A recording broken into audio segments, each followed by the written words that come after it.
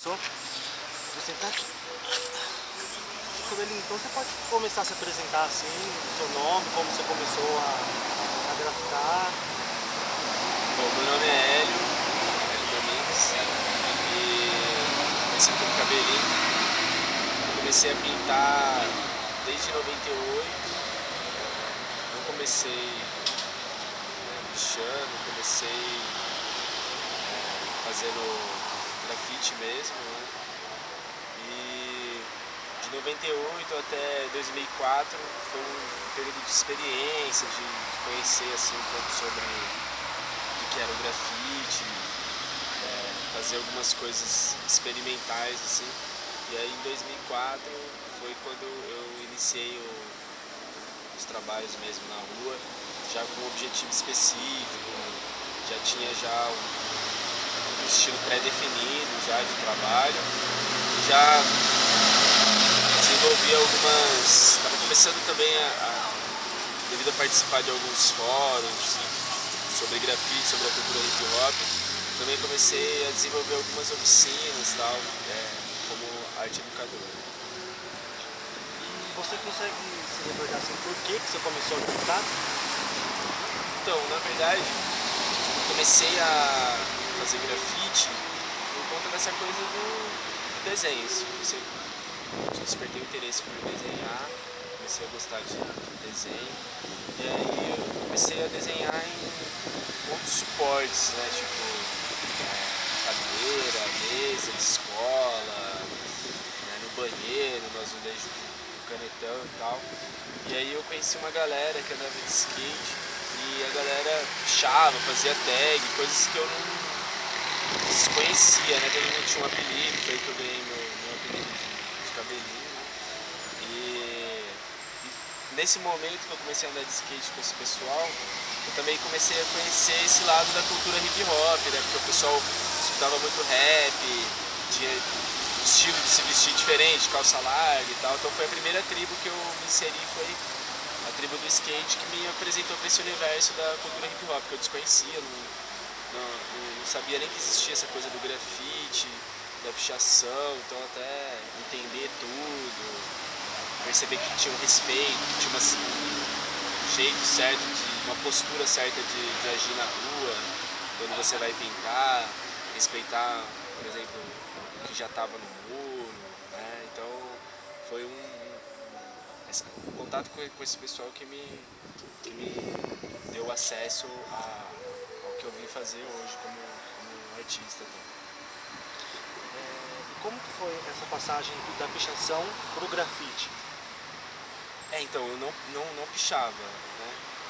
Não comecei pichando, comecei mesmo fazendo grafite.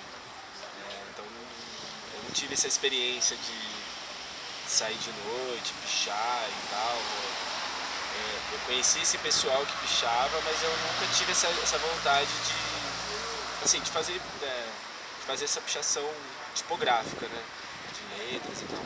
Eu fazia os desenhos, às vezes a gente fazia em alguns lugares sem autorização e tal, mas não sair para fazer letras e pichar. E para você, o que é o grafite em si? Então, o grafite, além de ser um dos elementos da cultura hip hop mais expressivos, assim, eu acredito que o grafite seja uma das manifestações artísticas que a gente vê hoje em dia na rua, né? Não só o grafite, mas a gente tem aí o lambe-lambe, né? O stencil art também, né? Então a gente tem as intervenções que o pessoal faz na rua. Eu acho que o grafite ele é uma manifestação, uma arte urbana que dialoga com esse espaço público, né? Que necessita desse espaço da cidade, assim, que é caótico. No meio do caos você apresenta uma proposta, um trabalho de arte para te fazer refletir ou te fazer transcender para um outro mundo, assim, te transporta para o mundo daquele artista, né? Te leva para aquilo que ele quer, que você veja e tal, né? Então eu acho que é isso, né? É uma manifestação artística expressiva, assim, de uma das coisas que acontece na rua, né? você se considera um artista? Então, eu tenho. Pra mim não me importa essa nomenclatura, ser chamado de artista, ser chamado de pichador, ser chamado de grafiteiro. Eu tenho claro quais são as minhas intenções do que eu faço. Então, assim, eu não exijo que ninguém defina isso. Assim, eu acho que depende. Né? Para algumas pessoas eu até prefiro que as pessoas não me chamem de artista e me chamem assim de grafiteiro e tal, porque existe uma diferença mesmo, assim, porque o que eu faço não tem uma proposta conceitual de exposição, de ir para uma galeria, de estar preocupado com um circuito expositivo fechado, né? Para mim a exposição são os muros e as paredes da cidade, não tenho essa necessidade de ter um público específico fechado no espaço limitado. Então, assim, para algumas pessoas que nomenclaturam o artista como um artista de galeria, então eu prefiro não ter essa definição, né? Eu prefiro ser chamado de grafiteiro, pichador, como as pessoas, no geral, assim, intitulam. Então você não você tem alguma mensagem para passar quando você grafita? Você espera que as pessoas entendam ou é simplesmente uma vontade sua de grafitar? Assim? Então, desde quando eu comecei a desenhar, eu nunca me preocupei em ter uma narrativa, né? Eu acho que meus desenhos eles têm uma coisa da minha personalidade, as pessoas identificam. Às vezes as pessoas interpretam coisas que eu não quis passar, mas o meu propósito em si não é transmitir nenhum tipo de mensagem, criar uma narrativa, por exemplo,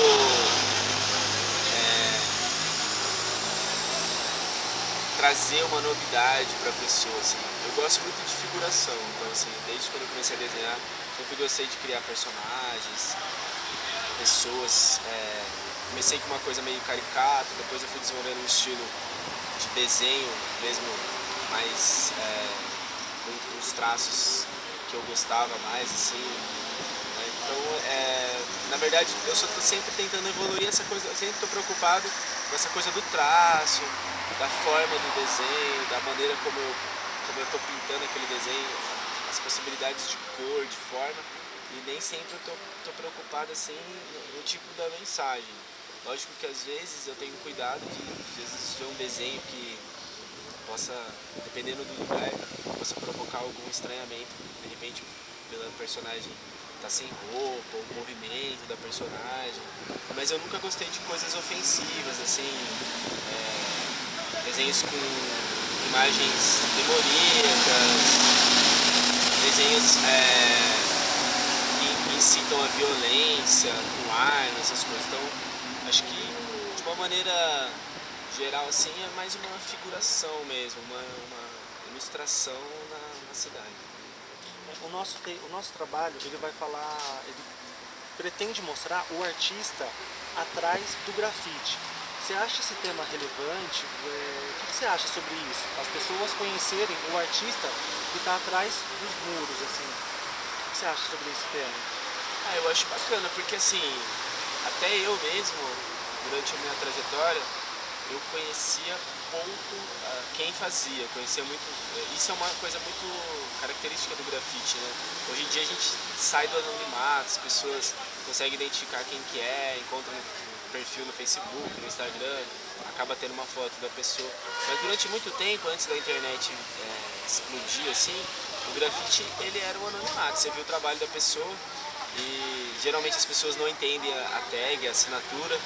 Então as pessoas não conseguiam identificar quem é que fez o trabalho.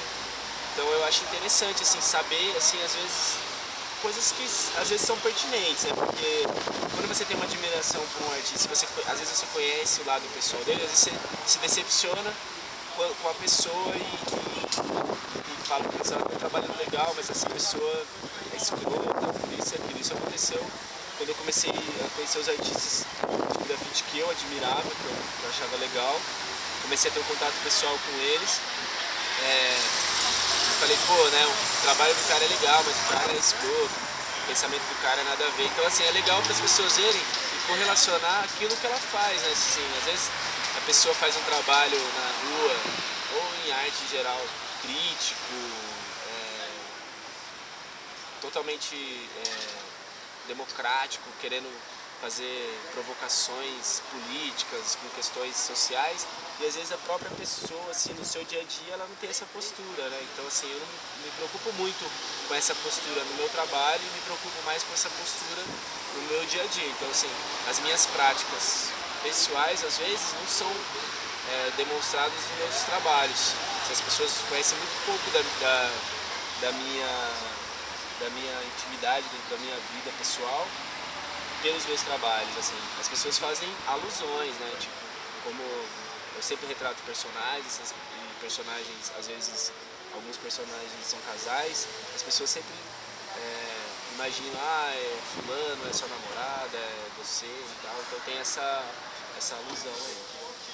Voltando ao processo artístico, assim, você tem algum tipo de inspiração? Você desenha desenha no caderno, assim, antes de passar para a parede? Como que funciona assim?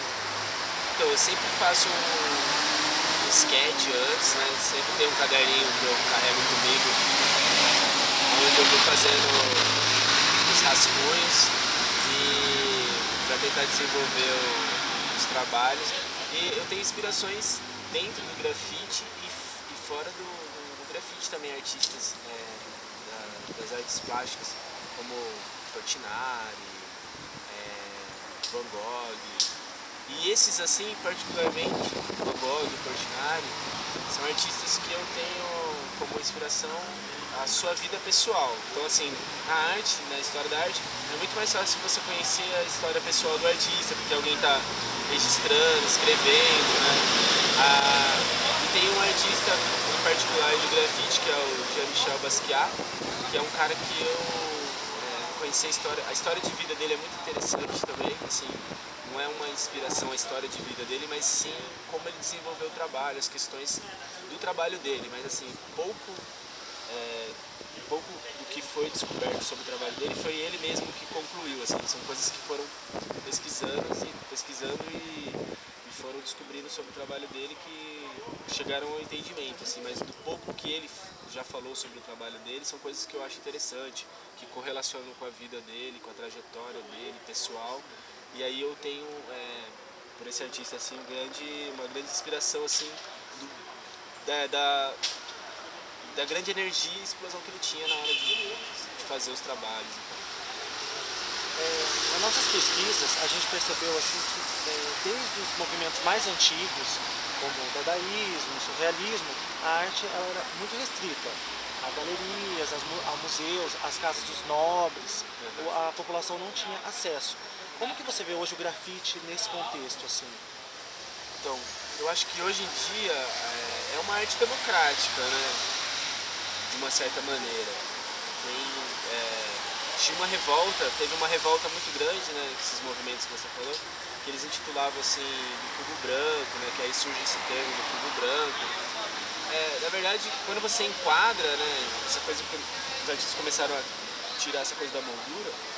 Quando você enquadra uma coisa, você limita o campo de visão e acaba limitando também o espaço do artista, né? Então a cidade é muito grande. Vamos supor, se você fizesse um mosaico com todas as paredes, um registro fotográfico, todas as paredes de uma cidade, ia dar um trabalho fotográfico incrível, assim, de coisas, de imagens que foram produzidas ao longo de um ano numa cidade.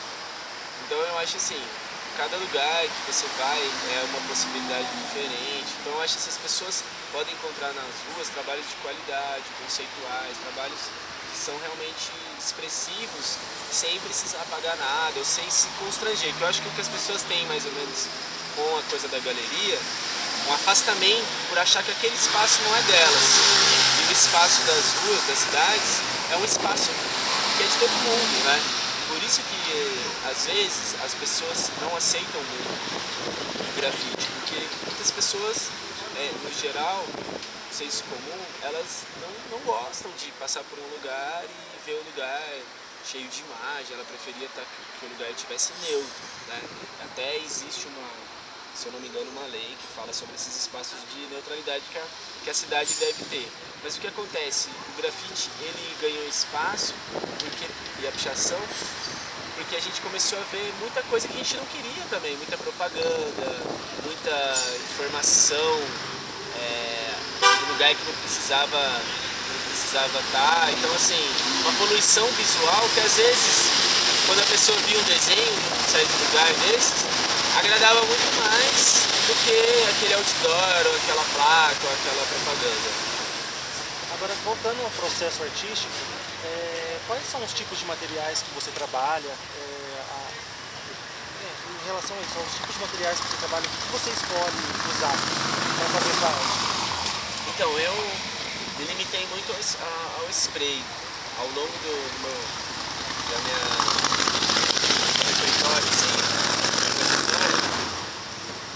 eu fiz alguns experimentos, pincel, olhinho, cheguei a fazer algumas coisas de colagem na parede, mas o spray é mais prático, né? Tipo assim, uma coisa que é difícil das pessoas entenderem por que o spray é uma coisa característica do grafite é porque é rápido. Você chega num lugar, se você tem que fazer um trabalho, não tem muito tempo, porque o lugar,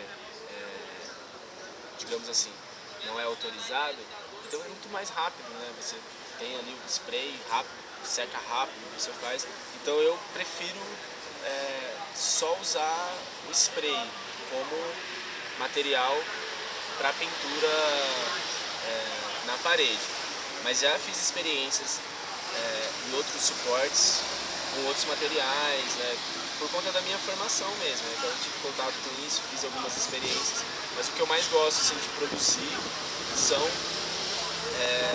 os desenhos com spray, e às vezes até na hora que eu estou fazendo meus esquetes, meus rascunhos no papel, eu não tenho essa coisa de colorir, de arte finalizar o trabalho, então eu deixo ele bem rústico, né? Bem simples, para chegar e finalizar na parede, assim.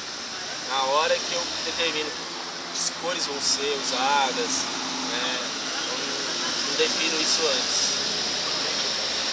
Quando a gente entrevistou outros artistas, eles não mostraram assim, uma padronização nas cores, assim, não tem um perfil, vou usar uma, vou usar outra, era sempre muito assim, espontâneo.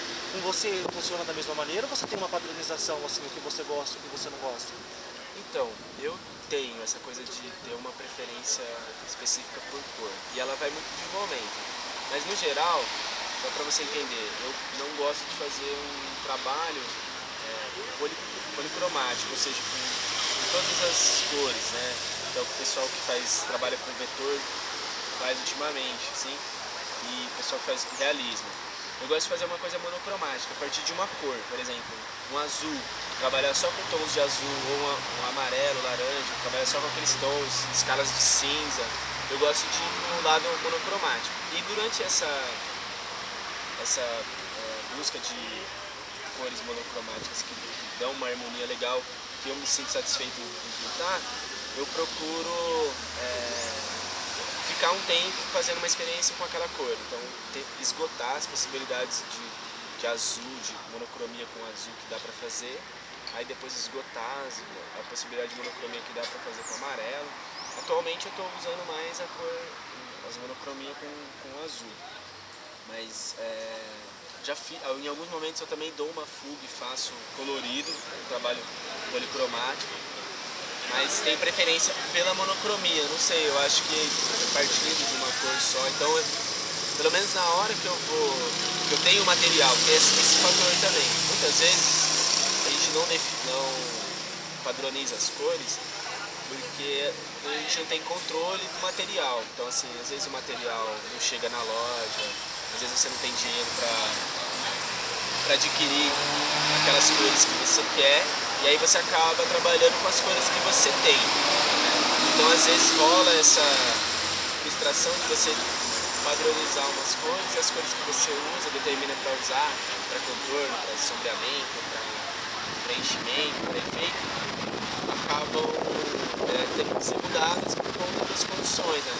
E o material para o grafite é muito caro, então assim, não dá para você em todo momento escolher, mas quando eu posso, eu procuro já tenho esse padrão. Então, assim, durante um tempo eu faço uma série de trabalhos com essas cores e vou indo, não mudo, assim, mudo o trabalho em si, o desenho, mas não mudo as cores, assim, elas vão criando uma linguagem. Até para o auto-reconhecimento, né? Tudo bem que tem gente que reconhece o meu traço, independente das cores, mas até para ter essa coisa do auto-reconhecimento, das pessoas conseguirem identificar e tal. Mas é uma coisa que é pessoal minha mesmo, eu gosto disso. Como que é hoje em dia você viver com o grafite? É difícil? É mal visto? Como que você vê assim? Financeiramente, pelo menos no meu caso, financeiramente eu nunca tive vontade de viver do grafite.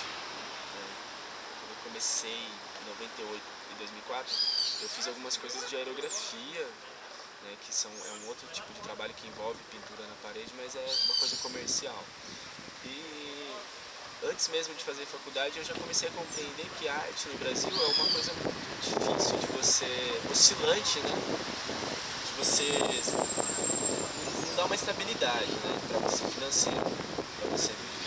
Mas eu acho que assim, questão expositiva, hoje em dia o grafite está vivendo um momento muito confortável, até preocupante, porque eu acho que está um pouco saturada essa coisa do grafite, a ponto de você meio que banalizou, assim. Eu acho que é muito comum hoje em dia você passar por algum lugar, ver um pessoal de final de semana pintando um muro, que era muito raro, hoje em dia é muito comum.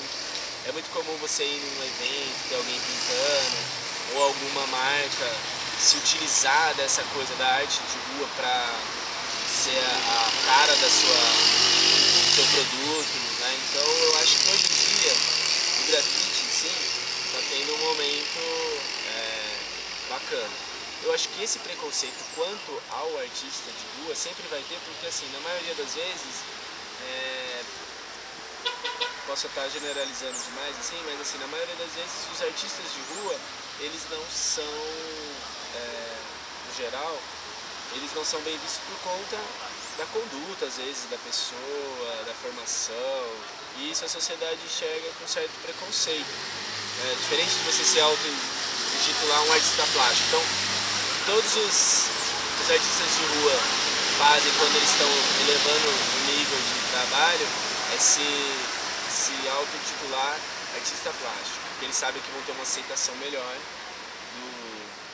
do seu público. E também leva em conta na hora que você vê o trabalho na casa de uma pessoa, que aí antes você viu o trabalho dessa pessoa na rua com uma tag enorme, que é a assinatura, e aí na casa da pessoa uma assinatura pequenininha, feita às vezes a caneta ou pincel, né? Porque não é mais a pessoa que está se destacando, em si o trabalho dela, né? Então acho que aí, o artista que permanece nas ruas, que permanece nessa essência de fazer os trabalhos na rua, eu acho que ainda existe um preconceito, mas o grafite em si, o produto final, eu acho que tá super num momento super bacana, bem visto, assim, bem consumido, né? Já virou um produto. Em uma das nossas entrevistas, uma artista, ela disse pra gente que é impossível você criar uma obra 100% sua, que você vai pegando uma referência ali, outra ali, na internet, uma fotografia. O que você acha sobre isso? Não, com certeza, eu acho que assim, o processo de criação de todos os artistas, ele é único. Pode ser que a pessoa faça isso, pode ser que a pessoa vá buscar na natureza, pode ser que tenha algum artista que vai falar que sonhou com aquilo. Eu acredito que hoje em dia, num mundo de imagens, a gente produz muita imagem, consome muita imagem, e é impossível uma imagem não ficar na tua cabeça, não aquela coisa assim, ficar e não depois você aparecer aquilo no seu processo de criação. Então é muito impossível, porque, por exemplo, você não viaja um mundo, né, mas você conhece o mundo por imagens. Então isso já quebra essa coisa, né? Tipo, por mais que você saiba que o impacto de você estar em um lugar é diferente de você ver uma imagem no lugar, mas aquela imagem te impressiona. Então aquilo, você absorve aquilo mesmo inconscientemente, ainda mais se tratando de produção de imagem, você absorve aquilo, e aquilo pode, dependendo processo da pessoa, se a pessoa já tem um processo mais, não é tão criativo, ela acaba sim repetindo coisas de outros artistas. Então acho que é coerente esse raciocínio dela, e eu acho que, mas assim, cada artista tem que ter uma preocupação de ter uma coisa, personalidade sua ali. Tem as referências, mas que você saiba diluir aquilo e transformar em algo seu, não simplesmente Ctrl+C e Ctrl+V, copiar a ideia de outro artista. Então, isso é muito complicado nos dias de hoje, né? Porque a pessoa que está criando, que está produzindo, ela não está muito preocupada com as definições, né? Se a vertente da onda é o que ela faz ou é o que o outro faz, ela continua produzindo. Então, se ela acaba caindo numa vertente, acaba caindo sendo como referência para outras pessoas, é uma consequência. Agora, a pessoa que quer copiar, ela vai buscar essas referências específicas, né? Então, isso complica muito, né? É o plágio, que tem na música, que tem na cultura, que tem em todo lugar. Então, assim, cada artista tem que ter uma preocupação com isso, para depois não se frustrar, né? Não viver assim, eu acho que tem muito na história da arte, não ser a sombra de alguém, sim, acabar sobressaindo mais a pessoa, o artista em si. Para finalizar, assim, você pode, depois desse papo todo, você consegue dizer pra gente o que tem atrás do muro, assim, o que tem atrás do desenho? Se é um artista, quais são as referências, o que tem atrás o que você é, o que tem atrás do muro, assim, do desenho, qual o significado, assim, Eu acho que assim, essa pergunta é legal, que eu vou tentar responder ela da maneira como eu compreendo essas coisas. Eu acho que a parede, ela é ela é um suporte, né, que o muro, a parede, né, ela é um suporte que divide. Então, assim, divide o que está fora do que está dentro, né? Ela faz essa divisão. E quando você pinta a parede, você faz essa junção, né? Você acaba unindo as duas coisas. Então não que eu me una à parede, mas você acaba se unindo a esses dois universos, né? Você acaba se unindo ao que está dentro e acaba se unindo ao que está fora. Então assim, na verdade, a parede é uma proteção que a gente acabou criando, né? O muro é uma proteção, não é não tem um outro sentido do que não proteger conforto, né? Então assim, existem pessoas que não querem sair para fora desse conforto, existem as pessoas que querem sair. Então acho que quando a pessoa decide ser artista, ela quer sair desse conforto, ela quer se expor, ela quer se mostrar, né? Toda forma de arte tem essa proposta: ser vista, ser olhada, ser contemplada, ser criticada, ser julgada, né? Então acho que é isso, basicamente isso. E você quer sair do conforto? Você quer sair da parede? Sim, a todo momento, né? Eu me sinto mais confortável nesse ambiente externo do que interno. Na verdade, no momento, esse ambiente interno é um ambiente confortável, com descanso,